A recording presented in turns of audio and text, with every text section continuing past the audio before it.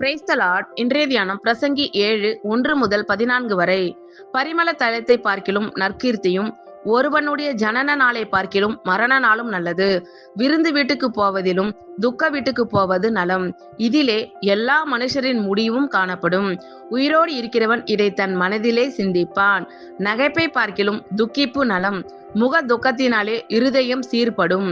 ஞானிகளின் இருதயம் துக்க வீட்டிலே இருக்கும். மூடரின் இருதயம் களிப்பு வீட்டிலே இருக்கும்.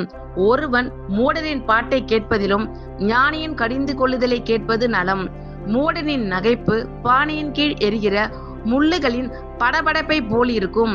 இதுவும் மாயையே. இடுக்கனானது ஞானியையும் பைத்தியக்காரனாக்கும். பரிதானம் இருதயத்தை கெடுக்கும். ஒரு காரியத்தின் துவக்கத்தை பார்க்கிலும் அதன் முடிவு நல்லது. பெருமை உள்ளவனை பார்க்கிலும் பொறுமை உள்ளவன் உத்தமன். உன் மனதில் சீக்கிரமாய் கோபம் கொள்ளாதே. மூடரின் நெஞ்சிலே கோபம் குடிகொள்ளும். இந்நாட்களை பார்க்கிலும் முன் நாட்கள் நலமாய் இருந்தது என்று சொல்லாதே. நீ இதை குறித்து கேட்பது ஞானம் அல்ல. சுதந்திரத்தோடே ஞானம் நல்லது. சூரியனை காண்கிறவர்களுக்கு இதனாலே பிரயோஜனம் உண்டு. ஞானம் கேடகம், திரவியமும் கேடகம். ஞானம் தன்னை உடையவர்களுக்கு ஜீவனை தரும். இதுவே அறிவின் மேன்மை. தேவனுடைய செயலை கவனித்து பார். அவர் கோணலாக்கினதை நேர்மையாக்கத்தக்கவன் யார்? வாழ்வு காலத்தில் நன்மையை அனுபவித்திரு.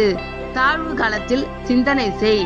மனுஷன் தனக்கு பின் வருவதொன்றையும் கண்டுபிடிக்காதபடிக்கு தேவன் இவ்விரண்டையும் ஒன்றுக்கொன்று எதிரடியாக வைத்திருக்கிறார். ஆமேன். கர்த்தர் உங்கள் அனைவரையும் ஆசீர்வதிப்பாராக. God bless you all.